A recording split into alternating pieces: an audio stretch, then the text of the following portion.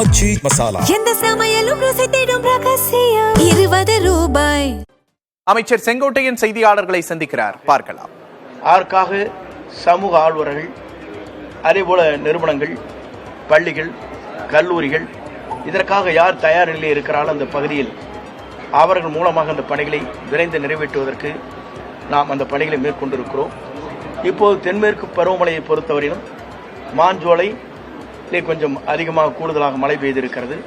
கூடுதலாக மழை பெய்தால் மட்டும்தான் தாமிரபரணி ஆற்றில் நீர் நமக்கு கொள்ளளவு கூடுதலாக அந்த அணையில் கிடைக்கும்.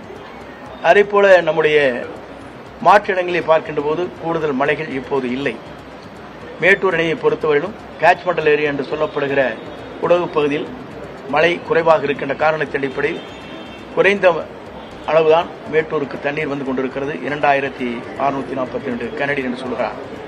ஆகவே நாங்கள் அனைத்தும் கூர்ந்து கவனித்துக் கொண்டு விரைந்து இந்த பணிகளை மேற்கொள்வதற்காக என்னென்ன முறையில் இயற்கை சீற்றங்கள் வருகிற போதும் சரி, வறட்சிகள் வருகிற போதும் சரி, வெள்ளங்கள் எங்கே தேங்குகிறதோ அதை எப்படி நாம் விரைந்து அந்த பணிகளை மேற்கொள்கிற போது அது சீரான முறையில் செயல்படுத்த முடியும் என்பதை வருவாய்த்துறையின் மூலமாக அந்த பணிகளை மேற்கொள்வதற்காக இன்றைக்கு ஆய்வுக் கூட்டங்களில் நடைபெற்றுக் கொண்டிருக்கிறது.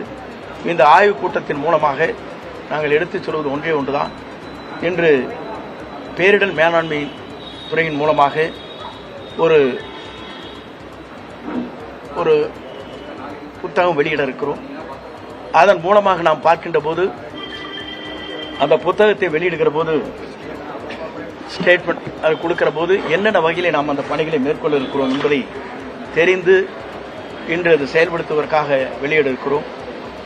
2026 வெப்ப செயல் திட்டங்கள் என்ற முறையில் பேரிடர் மேலாண்மை துறையின் மூலமாக அது வெளியிட இருக்கிறோம்.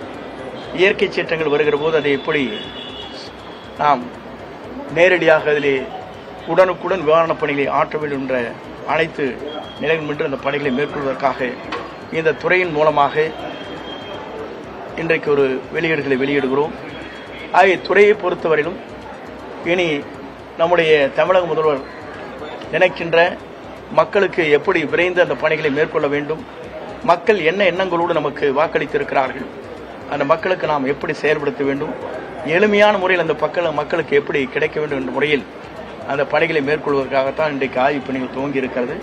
இந்த ஆய்வுப் பணிகள் மூலமாக 2 மாத காலத்திற்குள் என்னென்ன பணிகளை நாங்கள் விரைந்து செய்ய போகிறோம், விரைந்து செய்ய வேண்டும் என்பதை முடிவு செய்து மக்கள் நிறைவு பெறுகின்ற அளவிற்கு, மக்கள் பாராட்டுதலை பெறுகின்ற அளவிற்கு இந்த துறை செயல்படுத்தும் என்பதை மகிழ்ச்சியோடு நான் தெரிவித்துக் கொள்கிறேன்.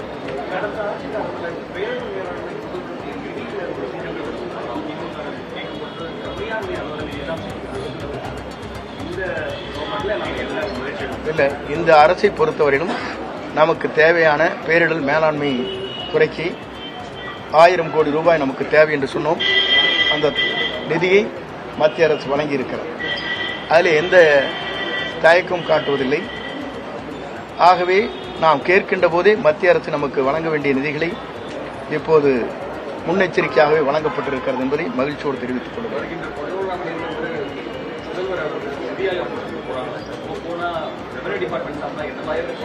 இல்லை, எல்லா துறைகளை பற்றி பேசுகிறார். ஒரு துறை அல்ல, தமிழ்நாட்டில் இருக்கிற அனைத்து துறையிலும் என்னென்ன நிவாரணப் பணிகளை செய்ய வேண்டும், மத்திய அரசு நமக்கு நிதிகளை எப்படி வழங்க வேண்டும், மத்திய அரசுக்கு என்னென்ன அனுமதிகளை பெற வேண்டும், கொடுக்க வேண்டும் என்பதையெல்லாம் அவர் அங்கே பேசுகிற போது பேசியிருக்க. போன முறை அதைத்தான் பேசிவிட்டு வந்தார்.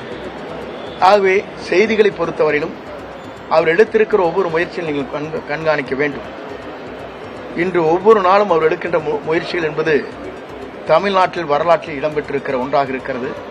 குறிப்பாக அமைச்சரவை கூட்டம் நடைபெறுகிற போதே 5 ஆண்டு கால திட்டம் என்று ஒரு திட்டத்தை வகுத்து ஒவ்வொரு துறையின் சார்பாக எப்படி நாம் அதை விரைந்து செய்ய வேண்டும் என்பதற்காக முதல் முறையாக தமிழ்நாட்டிலே அப்படிப்பட்ட ஒரு துறையின் சார்பாக 5 ஆண்டு கால திட்டப் பணிகள் என்ற முறையில் தமிழக வெற்றி கழகத்தினுடைய அரசின் திட்டப்பணிகள் என்ற முறையில் வெளியிடப்பட்டிருக்கிறது. ஆகவே ஒவ்வொரு துறையும் அதற்காக கூர்ந்து கவனித்து துறையின் உயர்மட்ட அதிகாரிகள் இங்கே இருக்கிற அலுவலர் பெருமக்களோடு இணைந்து அந்த பணிகளை நாங்கள் ஆற்ற இருக்கிறோம்.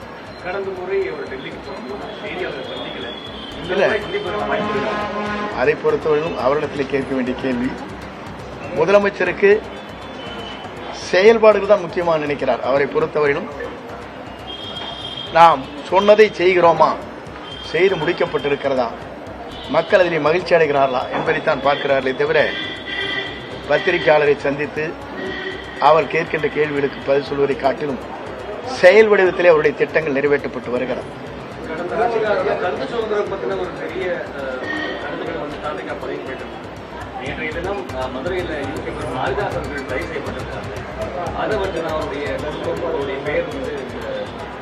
இல்லை, பொதுவாக என்ன விதிகளின் அடிப்படையிலே அவரை கைது செய்யப்பட்டார் என்பது சட்ட ரீதியாக எனக்கு தெரியவில்லை.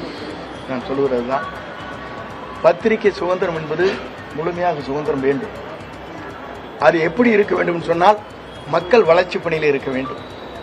தனிப்பட்ட விமர்சனம் இல்லாமல் மக்கள் வளர்ச்சி பணிகள் எப்படி இருக்க வேண்டும் என்று பத்திரிகை நீங்கள் சொல்லுகிற போது பத்திரிகை சுதந்திரம் மட்டுமல்ல, நாடே வளர்ச்சி அடையும்.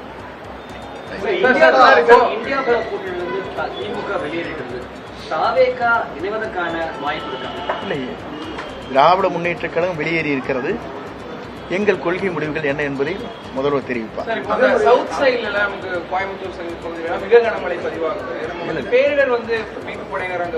இல்ல, பேரிடர் மீட்பு படைகளை பொறுத்தவரையிலும் கோவையிலும் தயாராக இருக்கிறார்கள், நீலகிரியிலும் தயாராக இருக்கிறார்கள். நீலகிரியில் நிலச்சரிவு ஏற்படும் பட்சத்தில் ஏற்பட விடமாட்டோம். அப்படி வருகிற போது அதற்கான பாதுகாப்பிற்காக ஹெலிகாப்டர் தயார் நிலையில் இருக்கிறது.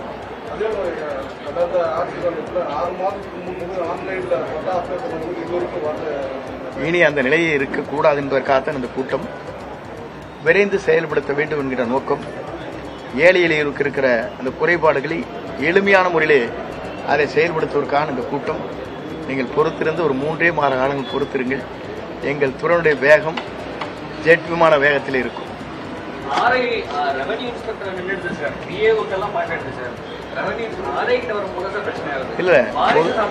இல்ல, பொதுவாக நான் இன்றைக்கு ஒன்று சொல்கிறேன், அதையெல்லாம் சரி செய்வதற்காகத்தான் இந்த கூட்டம்.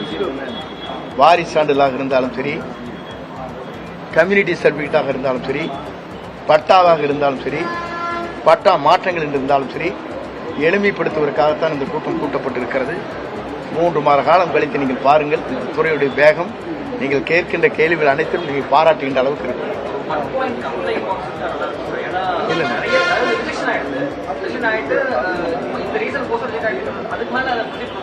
இல்ல, பொதுவாக ஒவ்வொருவரும் கொடுக்கப்படுகிற மனுக்களை ஆய்ந்து அதிலே ஆன்லைன் மூலமாக டிஜிட்டல் மூலமாக பதிவு செய்வது எது என்பதை முடிவு செய்வோம். என்னென்ன மனுக்கள் ஏற்றுக்கொள்ள இயலாது, அதற்கு என்ன காரணம் என்பதை 15 நாட்களுக்கு அந்த மனு கொடுக்கப்பட்டவர்களுக்கு கடிதங்கள் வரும். இந்த புக்கை இல்லை இப்போ நான் தானே வந்திருக்கிறேன், 30 நாள் கூட ஆகல. இந்த புக்கை எங்கேயே கொடுத்துருவாங்க. ஒரு புக்கு மட்டும் ரிலீஸ் பண்ண அங்கே வந்து எடுத்துக்கலாம். கேமராமேன் மட்டும் வந்துடலாம்.